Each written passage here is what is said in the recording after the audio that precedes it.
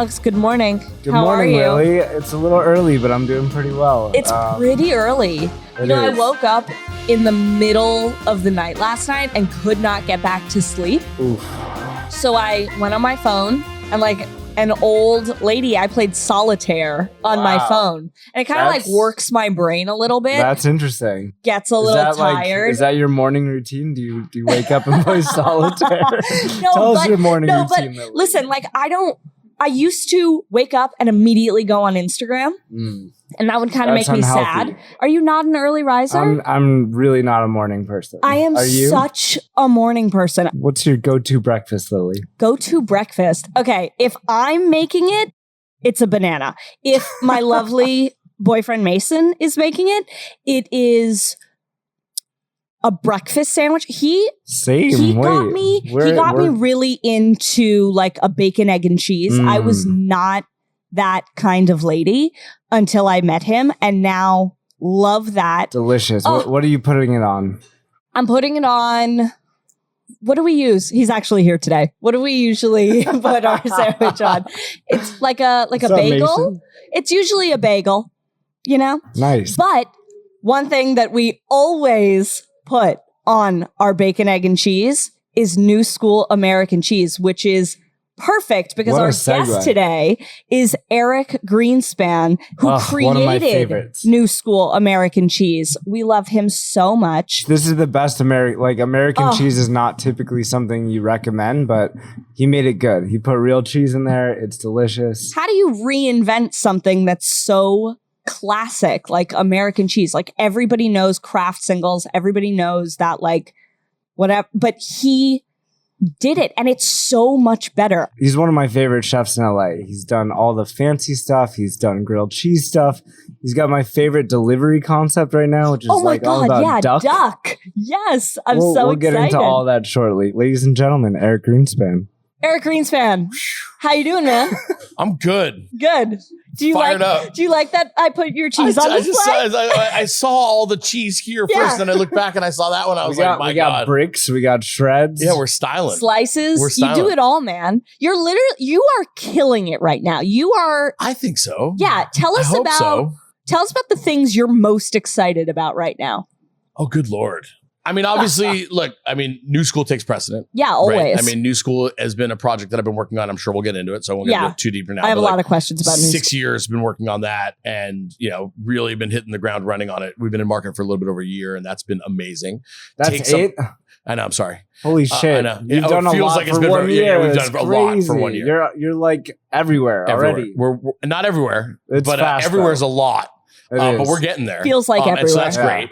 Unfortunately, when you start a CPG brand, it's really like investing in an IRA. So like I don't get any money from New School until that's the startup journey. Exactly. Though. New School is almost in some ways is a full-time attention, right? But it's like a retirement fund. Right. Which, by the way, makes my wife super comfortable. Like, don't worry about it, babe. We got an American cheese company. We're going to be fine. We're fine. That's usually settling.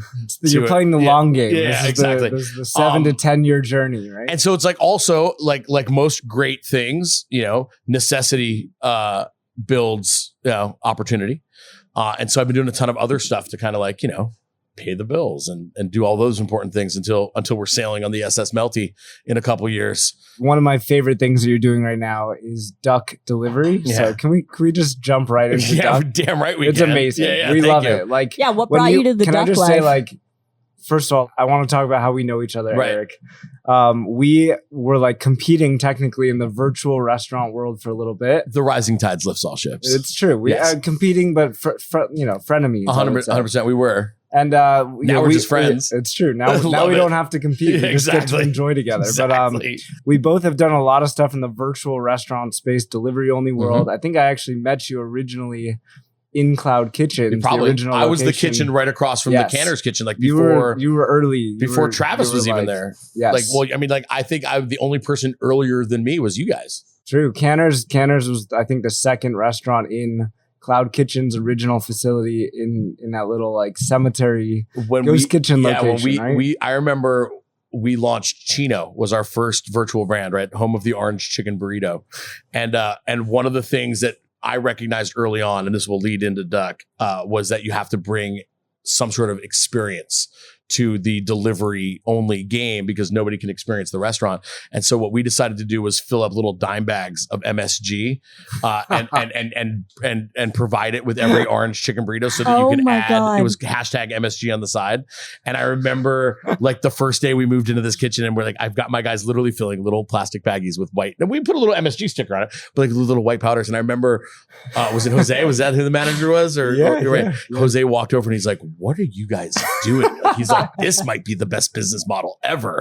And I was like, just MSG, but if they don't stop us, who knows where this thing goes. Right. And for our listeners, just so you know, a delivery only concept is basically like you go on DoorDash, you go on Postmates, you see a brand that doesn't have a physical location, maybe like, you know, it sounds familiar, but kind of not, but it's like sometimes a celebrity brand. Sometimes it's like this crazy menu, like dime bags of MSG. Well, sometimes it's like a stoner brand, like Wiz Khalifa's brand that we did. Yeah. I mean, we basically, between the two of us, revolutionized that entire industry. I mean, both from being early adapters in the original Cloud Kitchens location and then moving on to virtual brands, you with Nextbite and me with virtual dining concepts. And like, man, was that wild and crazy. We like literally like came into something that didn't exist and created a lot of crazy shit. So happy that was wild. We're over it. We're past it. But you're not past it. You're still not past it, but it's funny because like, look, when we, you know, like my biggest project in the virtual space was obviously Mr. Beast Burger,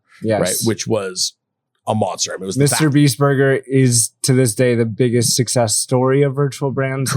Now it's turned a little bit. It's gotten a little crazy, but it's in like thousands of locations. I mean, it's the fastest growing restaurant brand in the history of restaurants. Yes. Like we opened up probably 2,000 storefronts in like a year and a half. And it's funny because I always talk about it how, you know, the movie Blade Runner. Yeah. Am I dating myself? Okay. So like when we launched Mr. Beast Burger, I felt like Harrison Ford. I was like, we are dominating the future. And by the end of my time with virtual dining concepts, I felt like Rucker Hauer. And I was like, I've seen gunships ablaze off the coast of Orion, and now it's time to die. We're so jaded and now. I was like, you know, it was such a dystopian experience. But, you know, to Duck was actually something I had an idea for probably like 6 years ago. I was talking to Andy Wong the other day, and he's like, one of my favorite people. Yeah, it was amazing first, right? And he's like, you remember you told me about, like, he interviewed me when I was launching my first Cloud Kitchens brands. And he's like, you told me about Duck back then. I'm like, I did. Wow. And you know, it was one of those things. Was like, I've always had that demon in my head until you can exercise it, you can't get it done. And now was kind of the perfect time because like I got out of virtual dining concepts, and yet, you know, I've been really proud of the impact that I have in like kind of creating the entire vertical of virtual, like between what we did at the Alt Grub faction into virtual dining concepts and kind of all of that. And I wanted to continue to be a disruptor in the delivery space, but also like, depending on when you've met me, like you guys have known me for a while, you know, and your dad even longer, right? To know kind of my background and where I come from. And like at the end of the day, at my core. And for those of you that don't know, Eric was like totally from the fine dining world at one point. He was working for 3 Michelin star restaurants. Correct. To go from that to grilled cheese is a funny transformation. Yeah, I'm sure we'll get to that.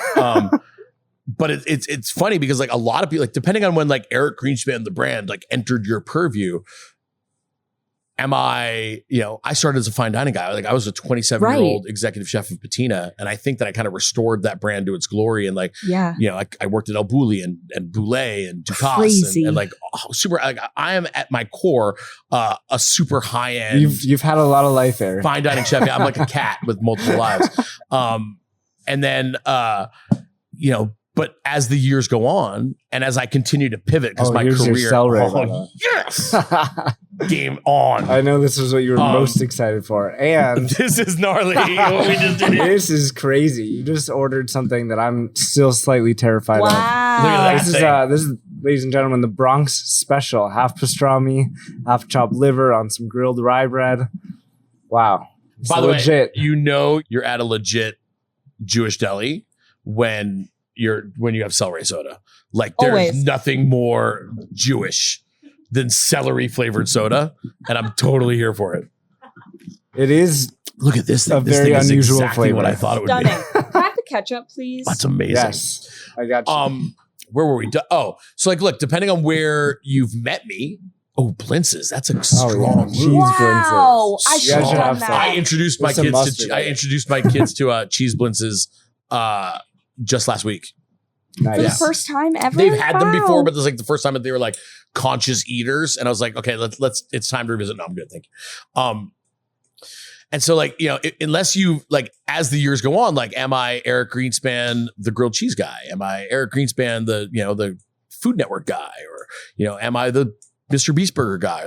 Like as my career has kind of pivoted left, or the American cheese guy, like, and as the years go on, less and less people have experienced me as a fine dining chef. And at the end of the day, that's really who I am. Like all these other pivots were just like, all right, we're out of necessity. And you're like, okay, well then you want to call me the grilled cheese guy? Great. I'm the grilled cheese guy. I'm going to write a grilled cheese book. I'm going to create an American cheese. I'm going to open a grilled cheese restaurant. Like I'm fucking all in. That's what you think I am? That's what I am. Let's go.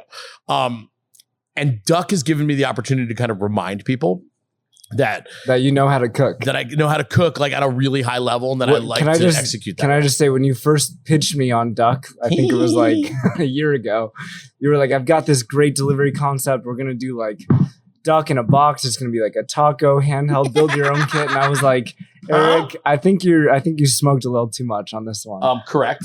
And I really couldn't picture like a Duck delivery concept that would hold up well in a car, on Uber Eats or Postmates for 15 minutes.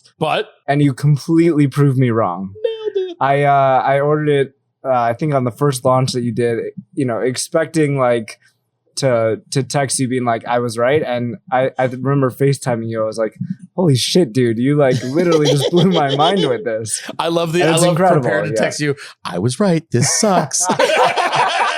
Told you this wouldn't work, Greenspan. It's a special thing. It's like one of those sugarfish boxes. You open it up. There's this whole like build your own kit. Right? There's the blue tortillas. There's the, what is it, like apple slaw? So the Duck is, I wanted to do an ode to Peking duck, but like, Eric Greenspan has no business doing Peking duck because like, I'm not Chinese, and like, we'll leave that to the Jin Rongs and like the people who do that shit right. But I love Peking duck. And so, and I wanted, really what it was to me was that I knew I wanted something that was going to have a high price point and something that was shareable and ceremonial. And to me, the quintessential ceremonial shareable dish in the world is Peking duck.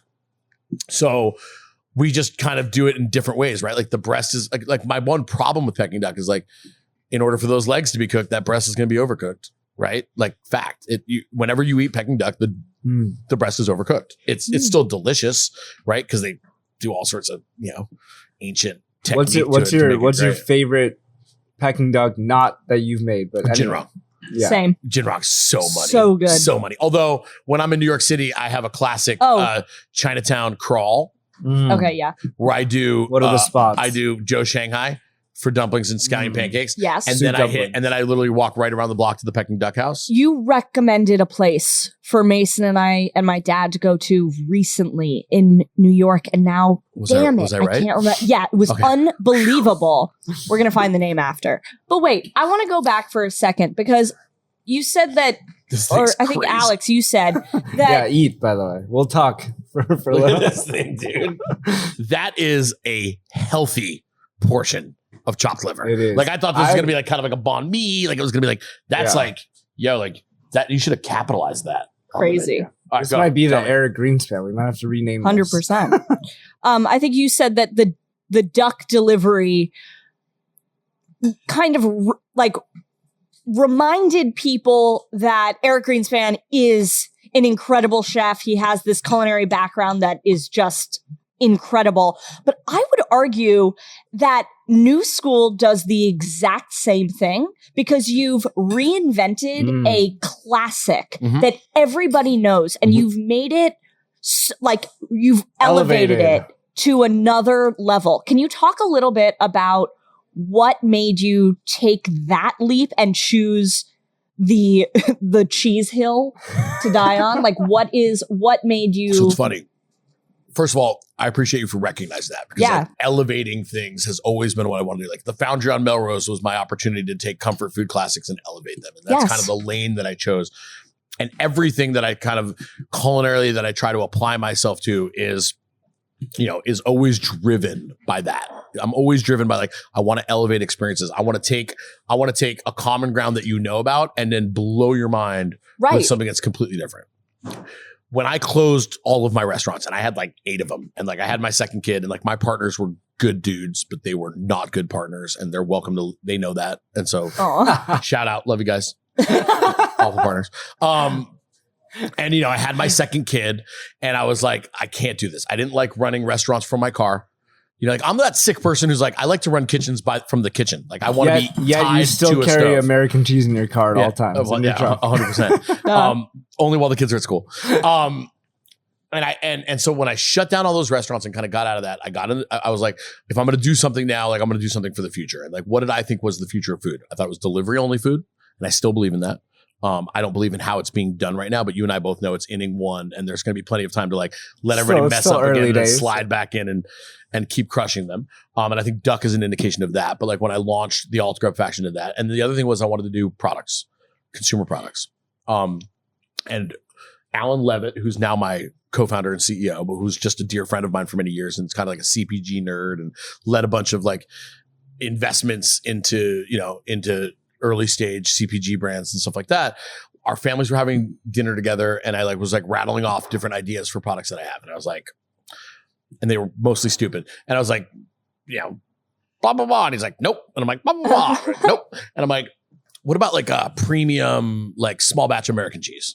And he's like, and his eyes lit up. And then I saw his wife get like scared that his eyes lit up. I was like, and he's like, dude, that's amazing. Let's do that. And this was like 6 years ago. But the idea of, elevating. So when I wrote the Great Grilled Cheese book, I had it was separated by cheese. And I wrote, the American cheese chapter was one that I led with because I think grilled cheese and American cheese, like that's, By the way, that's love and marriage, Lily, have right? you ever had a grilled cheese cooked by Eric before? No. Really?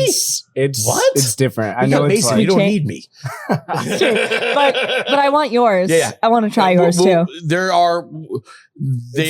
starting to make their rounds. They're starting to make their rounds, and I'm intending to do a whole bunch more grilled cheese kind of pop up things as we kind of move forward. So you did Coachella last year. Yeah, I mean that's interesting. Like, we're never going to finish one section as we keep doing this because I'm doing Coachella. You guys coming to Coachella this year? We're not. Yeah, because I'm going to Coachella's a very special place. There'll be a new school.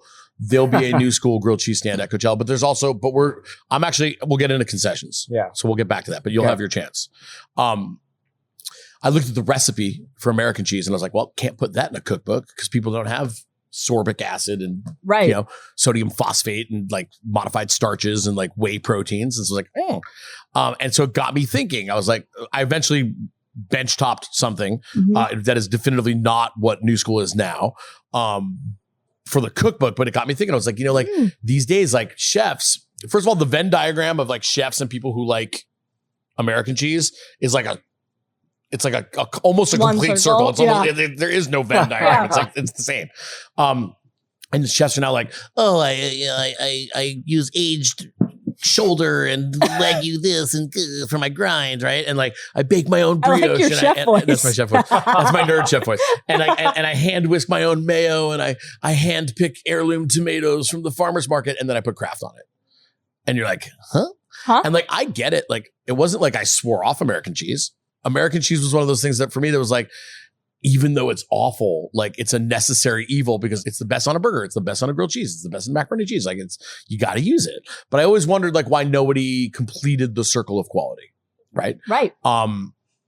And so that's what we set out to do. It was like, why wouldn't you like American cheese started here 100 years ago. It was like a luxury item. And then it hasn't changed since. And well, no, it has. It's completely it's right. reduced itself to its lowest. No, even recipe wise, it used to be cheddar based, right? And it used to have butter in it. Yours is cheddar based, right? Mine is. For as long as I can remember, it's by the time we were all conceived, it was, butter had become oil, right? Cheddar cheese had become whey, kind of like protein, Frankenstein things, phosphates, sorbic acid, starches, fillers, all that stuff kind of went into it to make it the lowest common denominator that it is today. We just went like that. And so like, even from the old, whey proteins became aged cheddar and, oils became butter and water became cream. and then it's salt, sodium citrate. The sodium citrate is kind of like the magic that keeps it together. We use less sodium citrate in ours than anybody else does. It's actually a funny story. That's what kind of helps it melt. The less sodium citrate you have, that holds the emulsion together, but like you have to find that balance. It took us like 2 years to create that balance, and like a lot of cheese producers in Wisconsin were like, why are we even dealing with this psychopath who's like, yeah, I think I need to like, can we just dial down the sodium citrate just a little bit? I ate a lot of cheese in Wisconsin during my 4 years there. I bet. Yeah, because usually for shreds, I've always been told like don't buy cheese pre-shredded because they put something in there so it doesn't all clump together. Niacin. Right. Wow, you're so technical, Eric. Yeah. I'm you a don't scientist. have that. No, we've got vegetable cellulose, a very trace amount. Yeah. I mean, that's how many products that are like American cheese in general. Can you list all of them right here and basically every single one? That's the whole point. Yeah. I mean, like, you can read our ingredients. You're like, oh, I know what all those are. Like I would give my kid that. Yeah. You know, there's paprika and turmeric. Also, and like you say that, like I don't even know of a shredded American cheese that's even on the market. I've never seen it before. Well, and the reason why we have shreds is because they're fun. Most American cheese, like you make it, you cook it, right? Yeah. It gets molten, and then you form it in a block, right? Yeah. When you get ramped up into like to the larger scale businesses, they pour it down what's called a chill roll, and as it chills, they slice it, and that's how you get like those big blocks of sliced cheese. Now they've got to put some stuff in their formula so that there's slice separation, so you can do that. And we're not going to do that. We'll make the manufacturing adjust for us, but we won't adjust our formula for the manufacturing. I like that. And so what we do is we slice off the block. So there's someone there hand slicing. Absolutely not. That's crazy. Okay. I was gonna say there used to be. His name was Eric Greenspan, supported by Meyer and Max Greenspan in the family room. That made Jamie really happy. No, but we make giant blocks and now we ship it to what's called a converter. Is your family just like so sick of American cheese at this the point? boys are not. Okay. My wife definitively is. But like I have a litmus test in many ways that like if I'm doing like me and my wife are diametrically opposed as far as people, and that's what makes us a great team, right? It makes us great parents. It makes our kids super well-rounded. But I'm also, and time will tell if this is the right strategy or not. But it's like, oh, you don't like American cheese? Okay, great. Then I'm going into the American cheese business. I'm going to go whichever way. Like we're never aligned on our likes and dislikes, and it seems to work. Okay, I have a question for you. Yeah. What is the craziest thing you've put your American cheese on that has worked, and you were shocked that it worked? Are you like an apple pie guy? I am. So when I grew up in my house in New Jersey, my mom had a sign in our kitchen that said, "An apple pie without the cheese is like a kiss without the squeeze," which is so cute, right? So cute. Mind you, never made us apple pie. No, never made us apple pie with cheese. But that sign. So yes, I am definitively engraved. But I'll tell like, you to answer your question. Yeah, we did a pop up at a restaurant called Short Stories in New York City when we first launched, and we made an American cheesecake. I saw this. I saw this on the New School Instagram. Fucking bonkers. Was it? It was so good. It was like we're gonna bring that. I can't even picture it. I can't either. It was like in my head, so creamy and a little bit savory. We basically just did equal parts cream cheese to American cheese to New School American cheese. Dude, so real. So that's like the wildest. That's the wildest thing that we've done. But we partnered with the now defunct Donut Project in New York City, God rest its soul. And we made a bacon, egg, and cheese donut with New School on it. We've done some wild things. Because people get pumped, right? Like the response from the market of people are like, oh my God, I want to use this. And here's what I want to use it on. Like I now I'm in my DMs on Instagram all the time where people are just like, this is what I want to use it on. This is what I want to use it on. I was like, that's so fun. Okay. And so like you've created a whole like, I want to know. This is delicious. I want our audience, whoever's listening, please send into us what you put American cheese on. Go get some New School American cheese, put it on something, and tell us what the best thing is. Or just let us know what you want us to do. Yeah, and we'll try it. And we'll try it out. Hot Pastrami podcast at gmail.com. Email us. Wow. So that's the impetus for New School. That's where it all came from. What's so like cool. the best collab you've done in your opinion? I can't do that. I don't even. You love all your children equally. Yeah, I mean, We're doing a great one with black seed bagels right now for like the whole month of April in New York, where we're just doing like and this is like, it's fun because like some of them are like absolute wild collabs, right? But like we're just doing a simple grilled cheese, like a bagel grilled cheese, and it's awesome. Like molten, like it's great. That's been exciting. I mean, I think the one I'm probably the most proud of was Hattie B's. We did that at Coachella. God. They've never melted. Have you had Hattie B's? Of course. Hattie B's is like the most iconic Nashville hot chicken brand. So you know that they've never melted cheese on a chicken sandwich ever. That's a fun one. And we were the first cheese that we were the first cheese that they melted on. Now we're talking about like they're rolling out a breakfast menu, and I think New School's going to be on that, and we're going to be making some pimento cheeses and stuff like that. But that was probably the one that I was most. But like we've worked with so many great people like Greenberg's Bagels and Utopia Bagels and Hometown Barbecue and you know, and here it's like, you know, Oui Melrose and Chispaca and Layla's. And like, oh my God. Can we talk about that Oui Melrose cheesesteak? Have you had that? I have not. I've been to Oui, of course. But bonkers. Everyone that's sitting in this area right now, you all need to have the Oui Melrose cheesesteak. And you listening as well, you also need it. It is so good. So good. What's funny about that too, though? Oh my God, I want it right now. Great example of the power of New School, because like Armin, amazing chef, right? And I was like, yo, I want to be on your cheesesteak. He's like, yeah, I mean, like people love the cheesesteak. I don't know if I'm going to change it. Like, you know, New School's a little bit more expensive than the American cheese I'm using. I'm like, look, how about if you just make it as an option, right? Like just like give people, make like it an upsell. You could have make it New School if you want to. Right. He's like, cool, I'll try that out. So he makes it New School. Nobody ever goes back. Probably 2 weeks later, he's like, fuck it.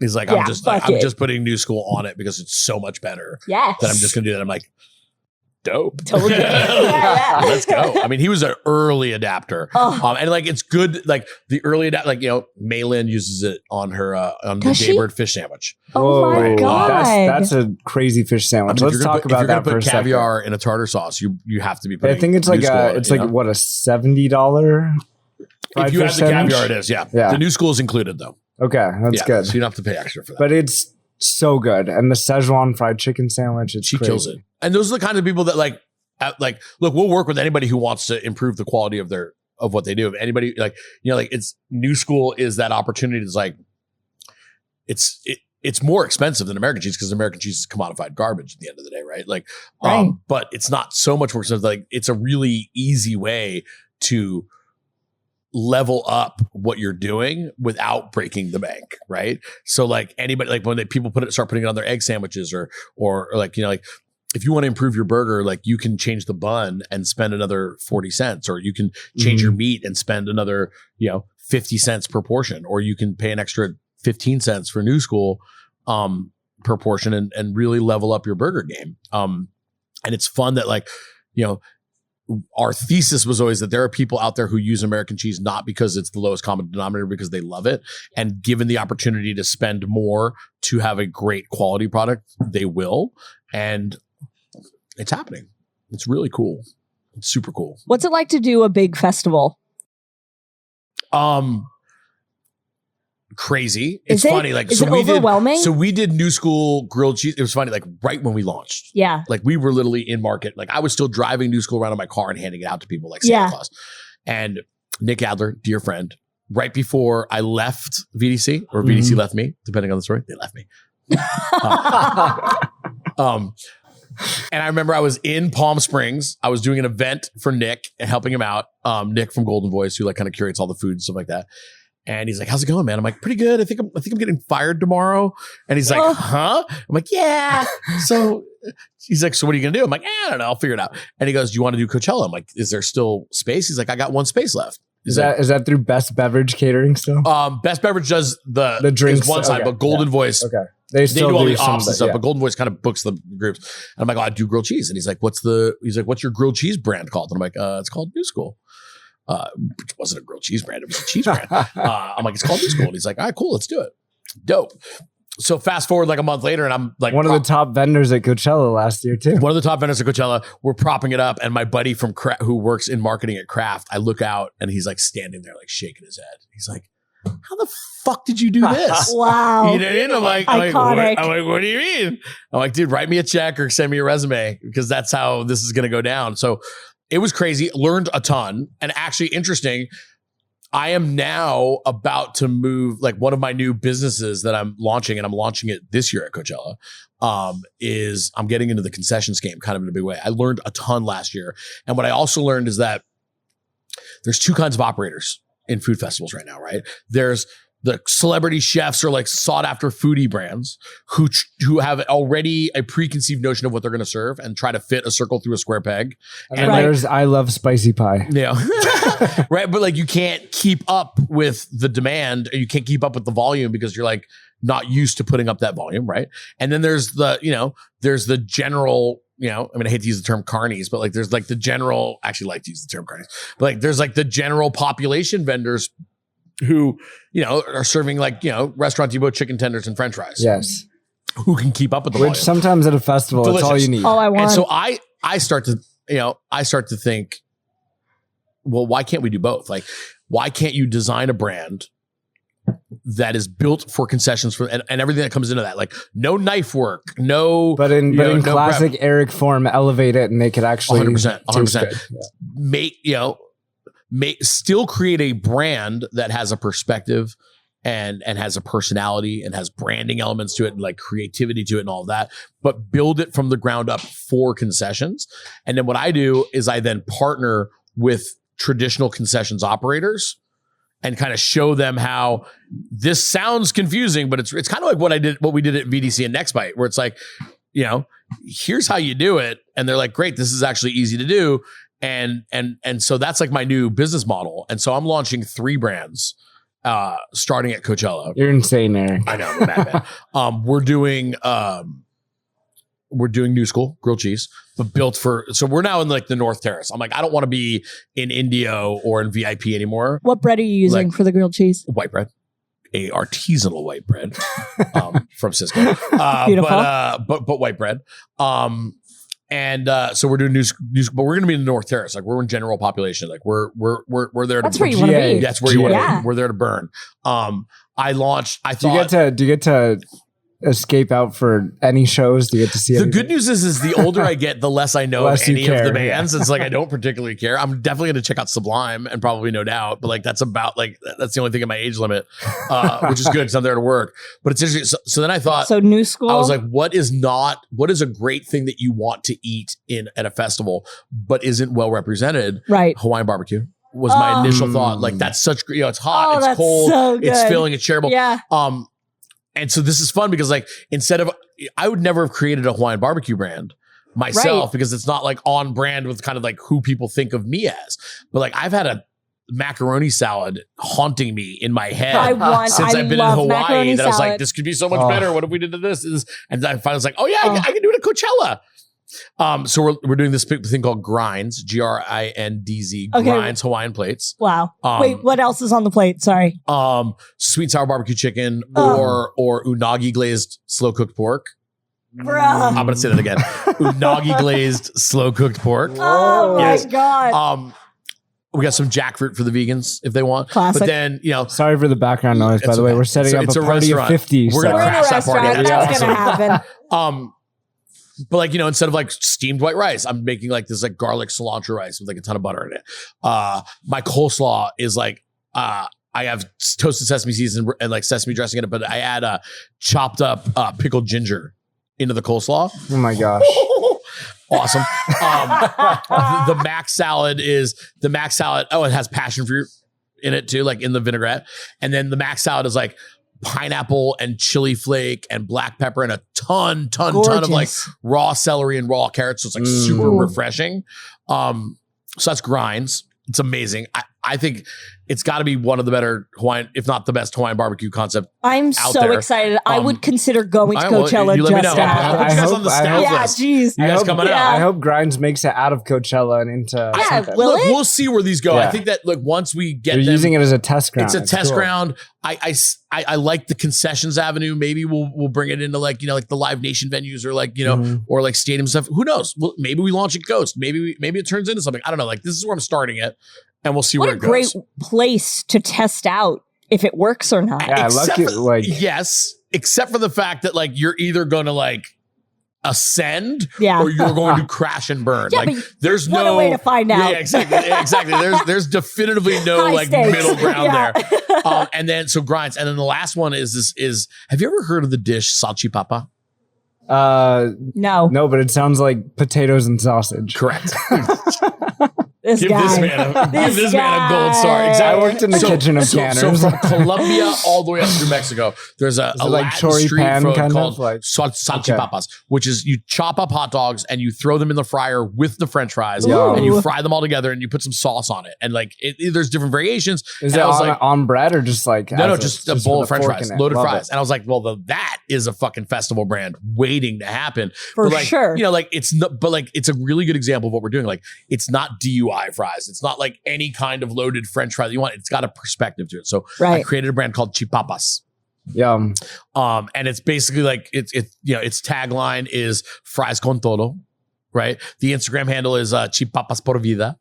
And I'm doing my take on salchipapas. So it's like hot dogs or chorizo or beyond sausages or carnitas. And then it's going to get some new school cheese sauce on it. And then I've made like these, like I made this mango mayo. I made this like salsa verde. I make mayo ketchup. You know what mayo ketchup is? Mayo ketchup is like the mother sauce for like Puerto Rican and Dominican food. Yes. You know what it is? Yes. It's mayonnaise and ketchup. Yeah. And they call it mayo ketchup. It's fucking brilliant. Like, right. So, and some scallions and a fork, and you're just like, enjoy. Like, and Love I would it. like at a concession stand, This like, should totally be a food truck, by the way. well, but that's what's so great about moving into concessions for me is that, you know, I've always ideated brands. And like, look, at the end of the day, at my core, that's what I am, right? Right. I'm a brand creator. That's what I love to do. I love to create brands all the way from like conceptualization to marketing to like execution to like business side. Like I just love creating brands. But every brand that I've created, with the exception of like the VDC stuff, where you're like, how do you make a torta brand for Mario Lopez? You're like, huh? All right. Like you pay me more money than you should so that I can swallow the fact that I'm doing that. That's how you do that. But like, you know, everything else has always been like, well, what do people want from Eric Greenspan? Like a grilled cheese stand made sense because of the success of the grilled cheese at the Foundry on Melrose. Right. Like all of the flakeshicks made sense because like Eric Greenspan should do a kosher Jewish like sandwich shop. Like every brand I've ever done made sense. But like with concessions, I changed my approach. And my approach was never mind like what makes sense for me, because like I feel like I'm in this like place now in my life where like people know who I am. I'm established. I have a little bit of respect. Luckily, I never kind of made it so big in the celebrity chef world where I've like jumped the shark and I'm like, you know, we're like, I feel like the streets still respect me. Oh, for and sure. And they know who I am. Absolutely. And I no longer need to be binded by like what makes sense to forward the Eric Greenspan brand as opposed to like what's just a great brand. And like what needs to be at concessions and then how do we do it? And I was like loaded fries, Hawaiian barbecue, stuff like that. It's like things that finding the cuisine gap. 100%, like that I would never have done before because it wasn't on brand for like me trying to establish myself for like an elevated American food, but definitively something I can do because I can fucking cook anything, and like something that needed to happen. And it's been really liberating. Like me having a salchipapa brand and me having a Hawaiian barbecue brand is really fun because it makes sense for the venues that I'm trying to do it at. And it's been, you know, it takes off the guardrails of making something true to Eric Greenspan and instead do something that's true to the concept. Right. And it's made for what I think is some of the best brands that I've ever created. So I'm really excited to roll those things out. I'm going to get crushed. I literally have 3 stands like right next to each other in the North Terrace where it's like, and I'm just going to be like, I think I'm going to get like a director's megaphone. Like, like you should. You're the only person who doesn't need a megaphone. You're allowed. That's fair. So true. That's fair. All right. So how are you going to relax after? What's your? Oh, no, we don't relax. You don't relax ever? I've got 2 kids, and like my kids are like feral, savage, amazing human beings. Really? But like you've met them. Yeah. Are they good eaters? They're they getting eat everything? there. They're getting there. What's like their go-to? Like it's their birthday. Where do they want to go? I mean, you know, we're having a birthday party this year. That's true. You're having it here. We're having a birthday here party at Cantor's. Here at Cantor's on Friday. Shut up. Yeah, we're renting out the kibitz room and we're doing karaoke for my 10-year-olds. Oh my god! And he's gonna get a stack of black and white cookies for his birthday. That's so cute. They're getting. It's funny. Like my wife used to say when it was. Do they like fancy food though? They're getting there. Okay. They like what they like. It's funny. Like my wife used to be like when they were like 4 and 2, she'd be like be on Instagram and like see one of their friends' kids eating beets and be like, why can't our kids eat beets? And I'm like, I don't know, because they like chicken tenders and mac and cheese like a normal fucking kid. And I'm like, I promise you by the time like they're leaving our house, they're not only going to be really good eaters, but they'll know how to cook foie gras. Like they're going to be good. Like don't worry about it. But, like we have to like lean into it. But like as they're getting older, they're starting to experience more. Like they eat sushi now. I mean, my 7-year-old has been eating Kazunori scallop rolls since he was like 5. He'll It's crush such like an 6 underrated of them. roll there, by the way. It's the best roll there. It's the best roll there. The scallop roll. It's amazing. Insane. And now my 10-year-old eats sushi now too. It's like they're getting there. Right. I didn't want to rush it. I was like in no rush to be like, you guys have to be culinarians. It's like, I mean, to be honest, it's like just like everybody else is like, don't do what daddy did. But like, I think that chefs have a much better view to be able to say like, don't do what like, do not be a fucking chef. Like this, like I've been lucky enough to have been somewhat, successful at what I've done. And I'm like, at least 2 standard deviations above the mean of what this life is like. And life has been really fucking hard. I've been lucky that as my family has grown, I've kind of like shifted away from the brick and mortar purview and like done everything kind of on the fringe of food. Like that's where I live. You have to be a little crazy to get into the restaurant. You have to be by choice. A lot of it crazy. Like Lily's working on a new restaurant concept, and I'm like, that's because she's dating crazy. You're insane. So she's good. And so, but I definitively don't want my kids to have that passion so early. Like, I try to get them passionate about like other things that I'm passionate about, like music. Like my oldest is a musician, and they all love music. Are they deadheads like you? They are deadheads. Nice. I brought them. My oldest went to the last Dead & Co. tour show in LA. And everybody was like, exactly. And everybody was like, oh, how cute you brought your kid to the show. And then like the first song starts, and like, at a Dead show, they start to like, you try to guess what that song is when they start playing it. 3 notes in, he's like, Bertha, Dad. And all the deadheads around me are like, huh? And then like next thing you know, he's singing all of the words. And like, no, mind you, like I've planted the seeds. Like I sang them to bed with the Dead song probably every night of their life. God. Right. But like he's singing Bertha, and like he winds up knowing like every song on the first set, like even the deep cuts, like Mr. Charlie. And he's like, Chupa, Chupa. And all the deads are like, we don't even know the song. Like, who is this kid? I'm like, parenting. This is called parenting. And then some people send their kids to private school. Their last show ever in San Francisco, not ever, because like they're, we're all going to the Sphere and the whole thing, but like their last show ever, I brought my 6-year-old, and I was like, you're too young for this, but this might be your last chance. And so we're going to do it. He's like, cool, I'm in. And we're in the bathroom right before the show starts, and they start playing. He's like, Dad, it's starting. And as we're walking out of the bathroom, he's like, Dad, it's Bertha. And he picked up on the fact that Bertha was like the opening song.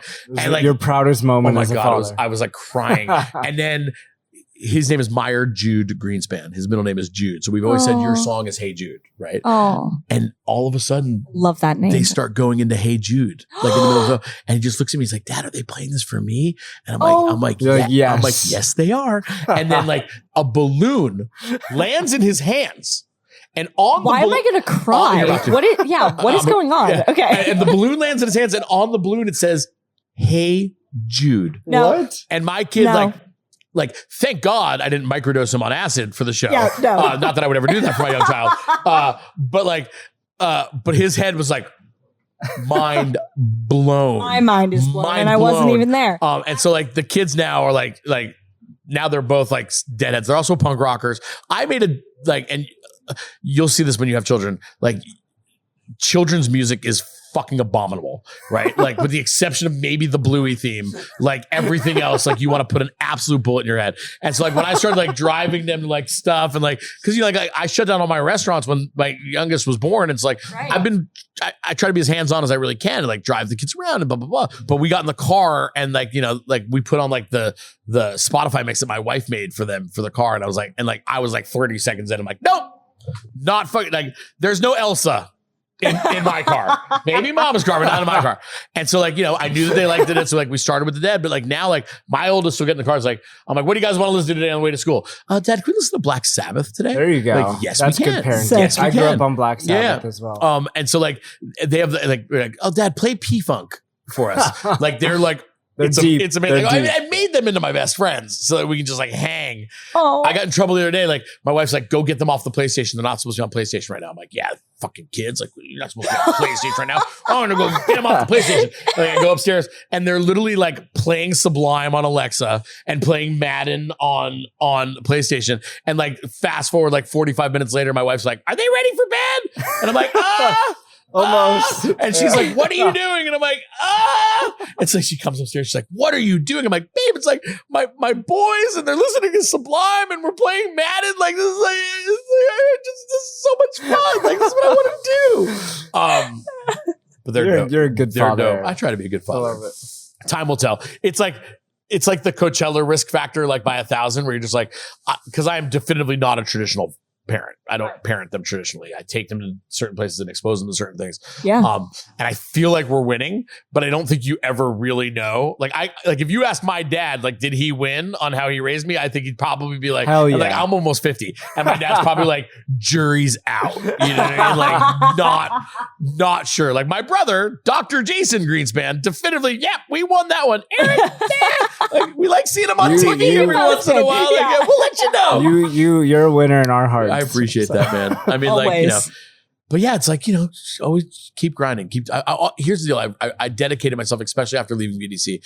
I dedicated myself, like, from now on, I just want to do cool shit. Right. I want to be involved in cool projects. I want to help cool brands. I want to create cool brands. I want to talk to cool people. I want to raise cool kids. And like, I have no time There's anymore. a cool guy over here. I don't have any more time in my life to waste on like not doing something that I spiritually believe in and like pushing the envelope. Like, it's gotten me this far. And that's what I'm like, that's what I'm going to keep doing. That's such good advice for everyone. Is that you should only be doing stuff that excites you and that really drives you to keep going. Because to work in this industry, the food world, you have to have that drive and that passion. And you certainly have it.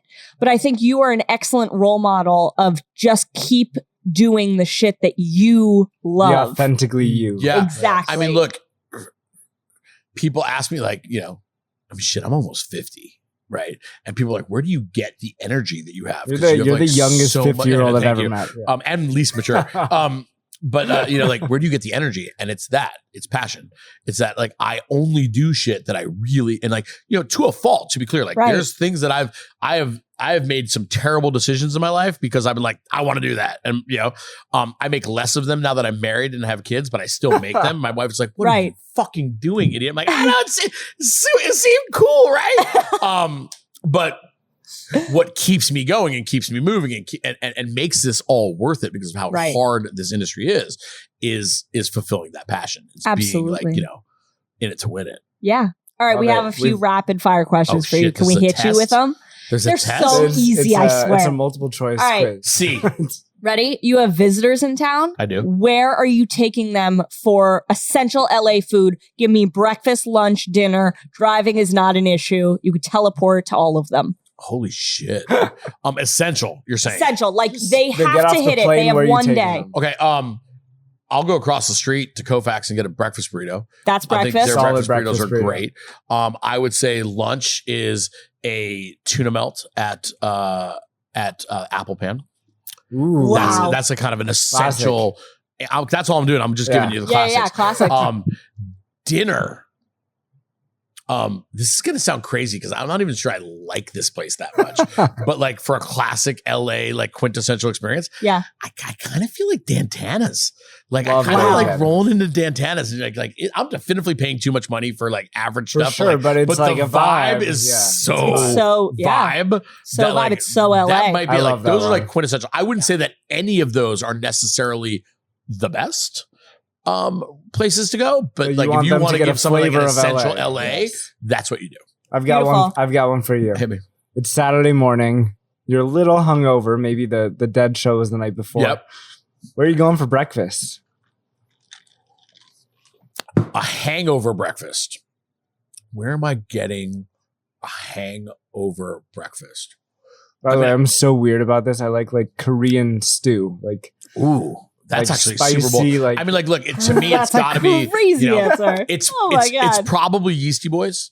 Okay, it's probably Yeastie Boys with Evan the hash Fox, with the hash brown in the middle, like something just like make it heavy, something gnarly, like you can't go wrong with the Yeastie Boys like egg sandwich with a hash brown in the middle. Like that's what love. Or like, have you had the breakfast burrito at Maple Block?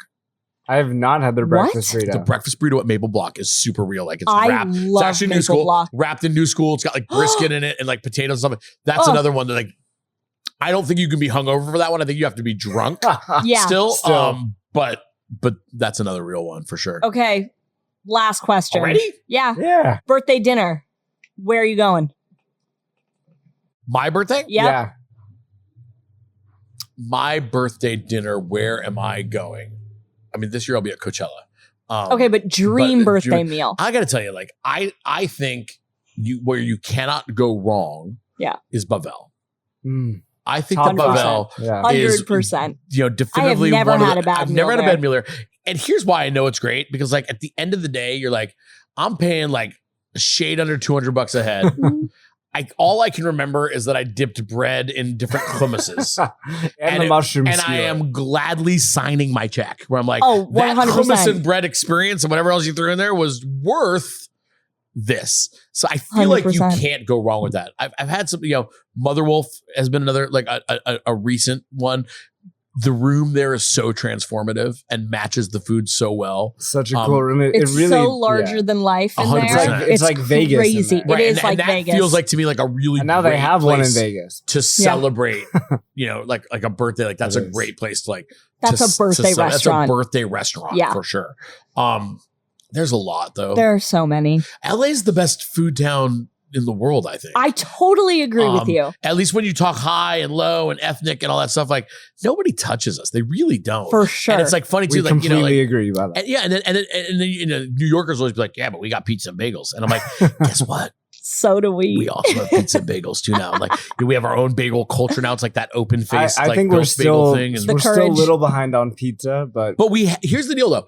Here's what I have realized some about that. Is great like, pizza here's the now, deal. though. Here's the difference, right? Like there's also shitty pizza in New York and shitty bagels in New York. For The sure. thing is that it's just compact. So like I can get to every good bagel and every good pizza place in New York within a few blocks. Yeah. Right. In LA, it's just spread out. But like there's still like I can name you 5 amazing pizza places and I can name you 5 amazing bagel places. And when I'm in New York and people are like, where do you get pizzas and bagels? I'm kind of maxed out at 5 and 5 too. For sure. There's just more compact. It's like I Yes. almost don't even buy that vibe. It's like, there's a lot of garbage everywhere. That's just how the world works, right? Right. Like most people suck at what they do. You know what I mean? But like in LA, like I think that like on the high and the lows, especially with ethnic food, like Oh my God. We this have the town San kills it. Gabriel Valley. We have Little Ethiopia. We have so many. and fine dining in this town, I almost prefer because like I can wear jeans and a sweater and feel More comfortable at the casual. fanciest restaurant in town. Absolutely. It's more casual. No dress It's like codes. we win. Eric, this has been so much fun. Thank Thank you you for so having much me. We for joining love you. us. I love you guys too. Thank you for coming. By the way, Thank what a you for the ride. cheese. this combination, Yeah. this works. This You like works. it? Like this is amazing. Like He says you it guys works, are people. all like you guys We are grew both up awesome together. people. It's Did like you we're really? Did you cut guys from like the know He each was other? my cloth, camp you know? counselor. Was he where? Where'd you go to camp? Camp I think Simcha I think I once at Temple babysitted Israel. Lily. Yeah, Oh. it's true. You did. So I was a Hess Kramer guy. I went to went to House Hess Kramer. Kramer. Really? Shut up. Oh my God, Shut CHK. Yeah. Oh my God. You know what? This This is a camp reunion. A quick Camp Hess Kramer story. Yeah. So my wife is a Herzl person in Wisconsin. That's where she went for her Jew camp, right? And my Jew camp was Camp Hess Kramer, and like there was a constant battle between like what Jew camp are we sending our kids to? And I was like Hess Gotta be Kramer's Hess like Kramer. right here. Yeah. Like, we go to Wilshire Boulevard Temple. Like how are we not at Camp Hess Kramer? Of course. And then it burned down. And I'm not saying my wife burned it down. Oh my God. But I am saying I'm that picturing, shame like, on that the meme Malibu, right now. shame on the Malibu Police Department for at least not investigating. Oh my because God. like they should, because like now I ship my kids to Wisconsin every year for Jew camp, and like Eric- it's a great camp. Shout out Camp Herzl, but it's not Camp Hess Kramer. Eric, did you have your first kiss at the I menorah? touched my first boobies at the menorah. Oh my God. And on that note, we'll cut it there. And it's a Eric wrap. Greenspan, everybody. Anything to plug, Eric? If you want the umbrella is at Chef Greenie, right? New School is at Eat New School, and then at Chipapas por Vida, at Eat Grinds, at Duck Delivery, That's a very important one. Just follow me. Follow at Chef Greenie, and you'll see it fill in all. the blanks. Beautiful. That's hot pastrami, everybody. Thanks. So here's the thing. I just ran to my car and I put all the cheese in the trunk. Don't worry about it, Grilled Alex. cheese for days. Grilled Lily. cheese for days. I won't be making them, but I will be eating them, and I'm so excited. Eric Greenspan, what a delight. What a delight that man is. I am so glad he came on the pod. I'm so glad you love each other. I mean, what's not to love? He's like the most lovable, fun, loud person I've ever met. I loved hearing all the stuff about concessions and how Coachella works and just all the operations behind it and hearing about New School. All the ghost kitchen stuff he's doing and duck delivery, which is one of my favorite concepts. Absolutely. For more content, you can find us at Hot Pastrami Pod.